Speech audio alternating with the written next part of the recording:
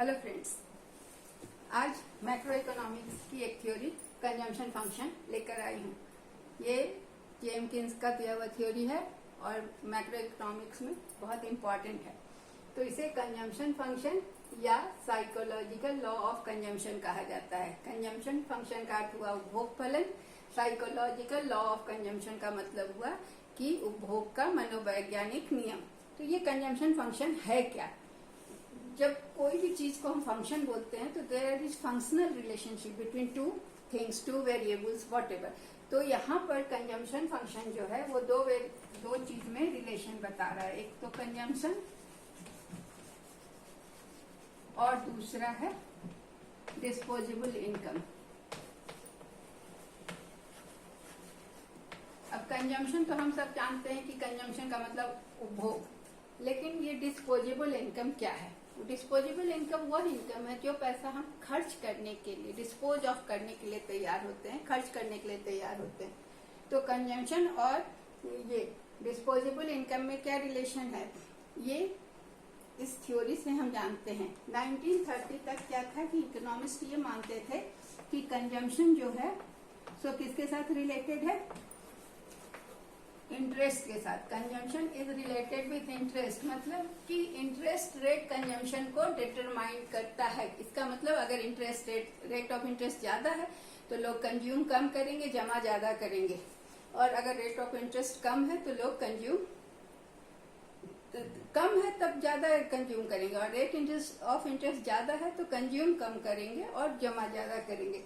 तो ये इसे केन्स ने गलत कहा और उन्होंने 1936 में अपनी थ्योरी दी कंजम्पशन फंक्शन, जिसमें यह बताया कि कंजम्पशन जो है वो इनकम से रिलेटेड है, और जैसे जैसे इनकम बढ़ता है कंजम्पशन भी बढ़ता है, लेकिन बराबर जितना इनकम बढ़ता है उतना कंजम्पशन नहीं बढ़ता, उतना उपभोग नहीं बढ़ता, बल्कि उससे कम मात्रा में बढ़ता है।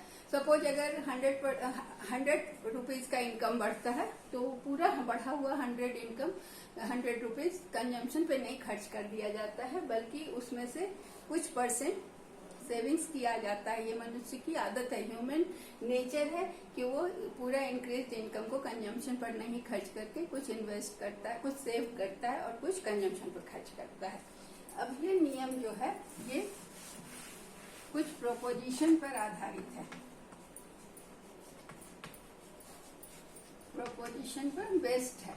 पहला प्रोपोजिशन क्या है कि जब एग्रीगेट इनकम बढ़ता है, एग्रीगेट का मतलब होता है कुल, जब कुल आय में वृद्धि होती है तो कंजम्पशन भी बढ़ता है, कुल कंजम्पशन भी बढ़ता है, लेकिन इनकम में जो इंक्रीज होता है उससे कम मात्रा में। तो aggregate, when aggregate income increases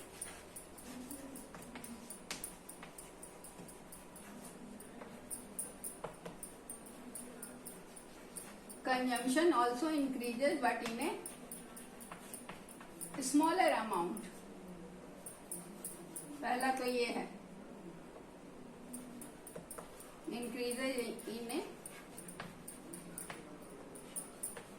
smaller, मतलब उसकी तुलना में जितना इनकम बढ़ा उससे उसकी तुलना में कम अमाउंट में कंजम्पशन बढ़ता है। दूसरा है कि इनकम जब भी बढ़ता है तो वो बढ़ा हुआ इनकम जो होता है, वो इंक्रीज इनकम जो होता है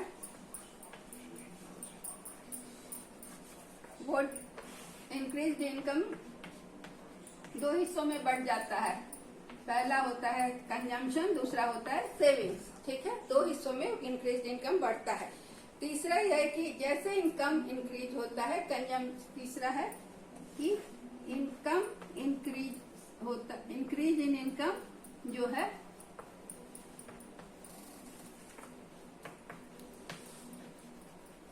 leads to increase in consumption and saving both. जैसे जैसे इनकम इंक्रीज होता है leads to rise in consumption plus saving both. ठीक है, अब इस नियम के कुछ मान्यताएं हैं। हम अर्थशास्त्र के हर नियम को जब भी पढ़ते हैं तो हम देखते हैं कि उसके लागू होने के लिए कुछ शर्तें होती हैं, कुछ मान्यताएं होती हैं जिनका पालन होना जरूरी है। अगर वो मान्यताएं मानी जाती हैं या तभी वो नियम काम करता है। तो सबसे पहली मान्यता है कि लोगों की जो आदतें होती है, habit of people remain the same, habit में चेंज नहीं होता है। इसका क्या मतलब है कि हैबिट किसकी है? हैबिट स्पेंडिंग की हैबिट, खर्च करने की जो आदत होती है वो आदत नहीं बदलनी चाहिए। अगर वो आदत बदलेगी तो फिर ये नियम लागू नहीं होगा। तो हैबिट जो होती है खर्च करने की, उसे मार्जिनल प्रोपेंसिटी टू कंज्यूम भी कहते हैं, उपभोग की सीमांत क्षमता भी कहते हैं, जो कि जिसमें परिवर्तन नहीं होना चाहिए। दूसरा है कि conditions of economy should be normal.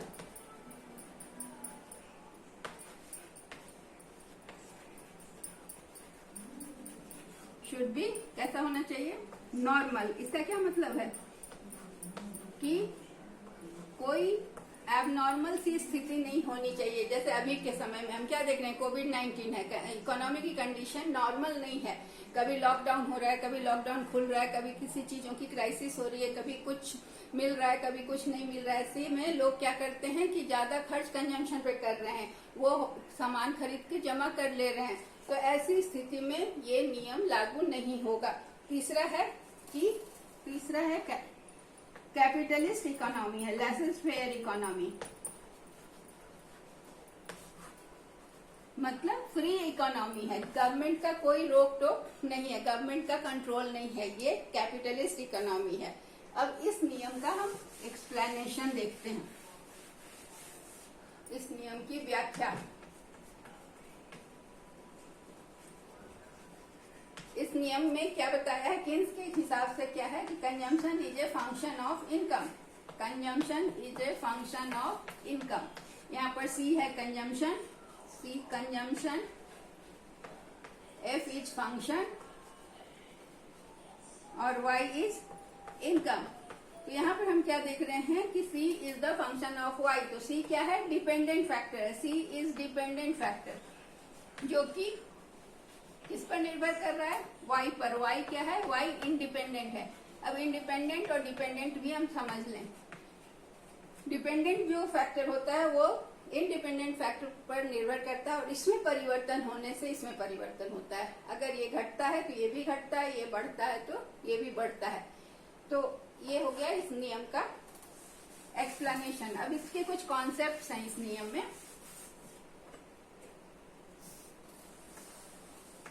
पहला है एवरेज प्रोपेंसिटी टू कंज्यूम।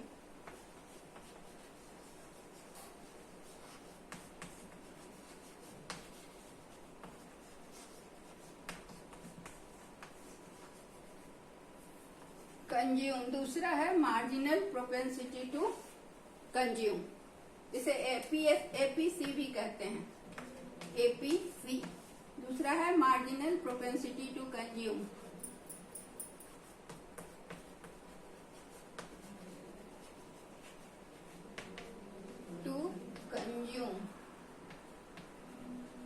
इसे एमपीसी भी कहते हैं। तो हमें दो टर्म मिले यहाँ पर, जिसको हम इधर किनारे में लिखते हैं, फिर आगे और देखेंगे। एक मिला एपीसी, दूसरा मिला एमपीसी। फिर तीसरा कॉन्सेप्ट है इसका,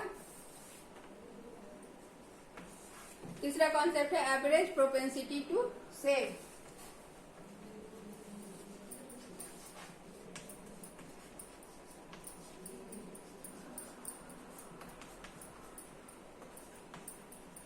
इसे हम एपीएस भी कहते हैं। इसे फिर एक और मिला, इसे हम यहाँ एपीएस लिख रहे हैं, फिर एक एक करके सबको समझेंगे। चौथा है मार्जिनल प्रोपेंसिटी टू सेव।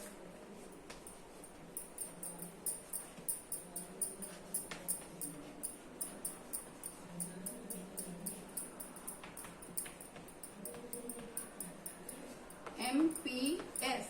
इसे ये चार कॉन्सेप्ट हैं जिस पर ये कंजम्पशन फंक्शन को हम एक्सप्लेन करेंगे। तो सबसे पहला है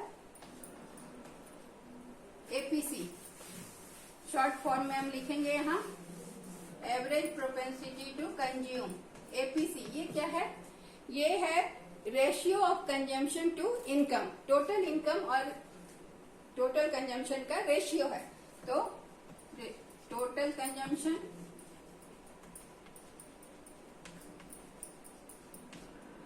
और टोटल इनकम का ratio.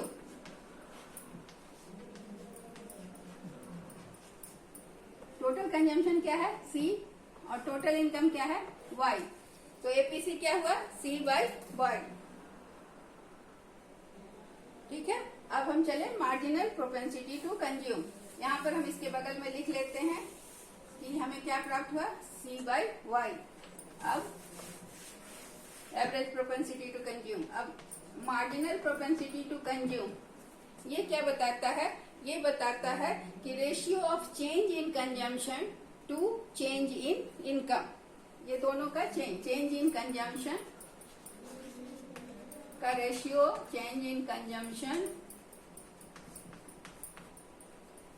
To the change in income. तो चेंज को हम मैथ में डेल्टा से दिखाते हैं, तो ये होगा delta C by delta Y।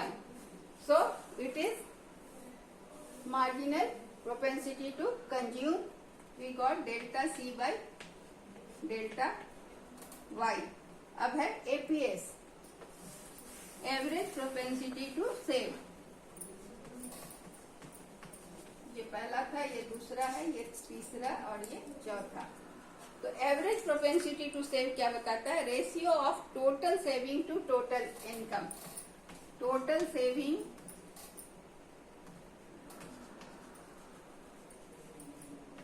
To total income.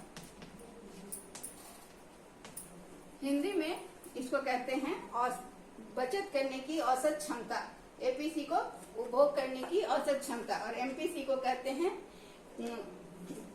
उपभोग करने की सीमांत क्षमता और एमपीएस को कहते हैं उपभोग करने की सीमांत औसत उपभोग करने की सीमांत क्षमता, बचत करने की सीमांत क्षमता। तो टोटल सेविंग क्या होगा? S और total income Y।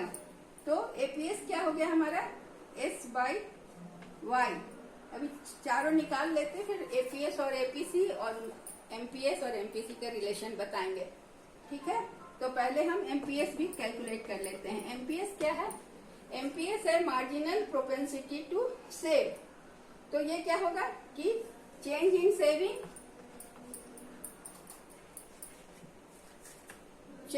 propensity to save is the proportion of increase in income get saved instead of spent on consumption। मतलब जो पोर्शन बढ़ता है उसमें से जो कंज्यूम नहीं होकर सेव हो जाता है वो बताता है।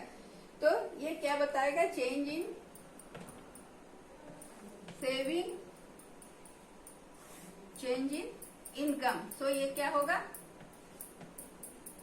इसको हम यहाँ मिटा के लिखते हैं। ये होगा delta C by delta Y।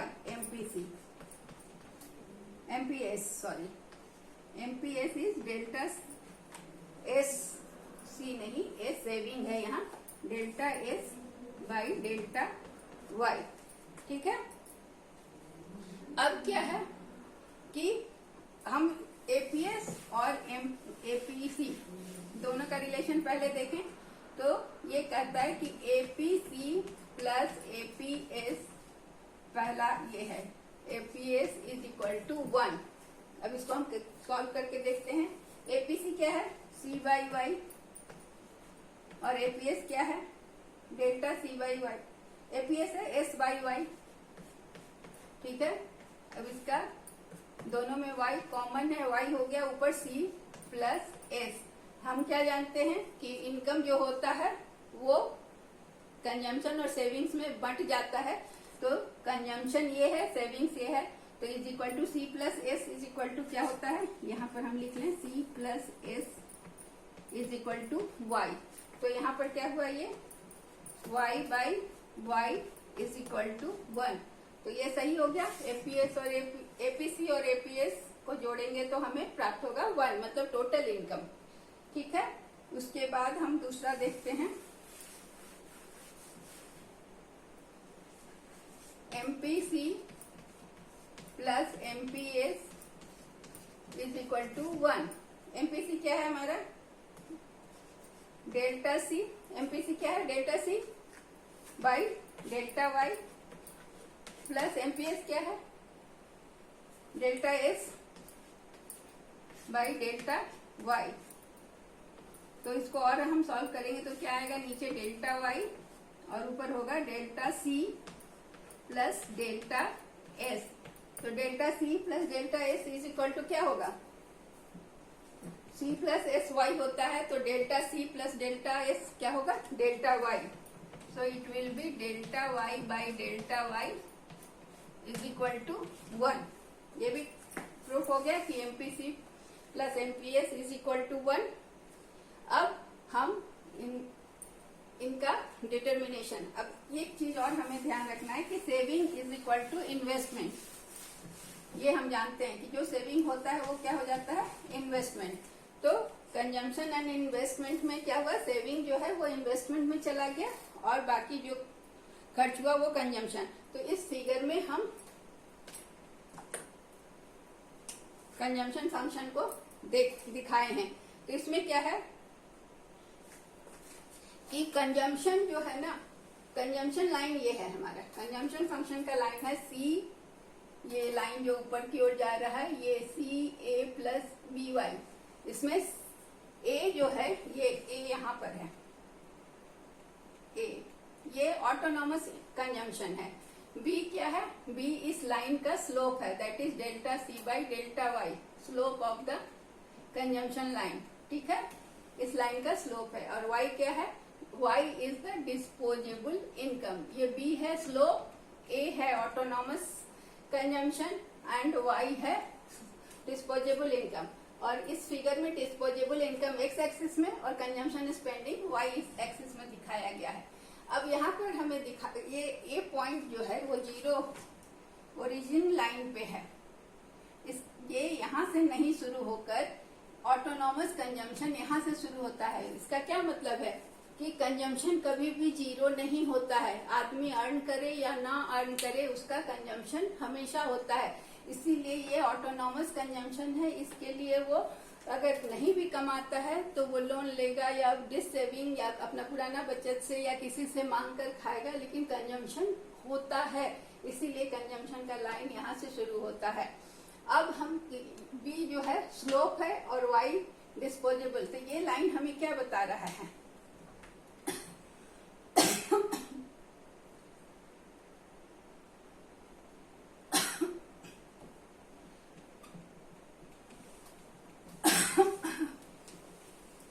कि अगर ओएम इनकम है तो हमारा कंजम्पशन OA1 है। ठीक है, ओएम इनकम में इनकम है तो कंजम्पशन क्या है, OA1 है। वही कंजम्पशन अगर इनकम बढ़कर यहाँ से बढ़कर यहाँ तक आ जाता है, OM1 हो जाता है, तो हमारा कंजम्पशन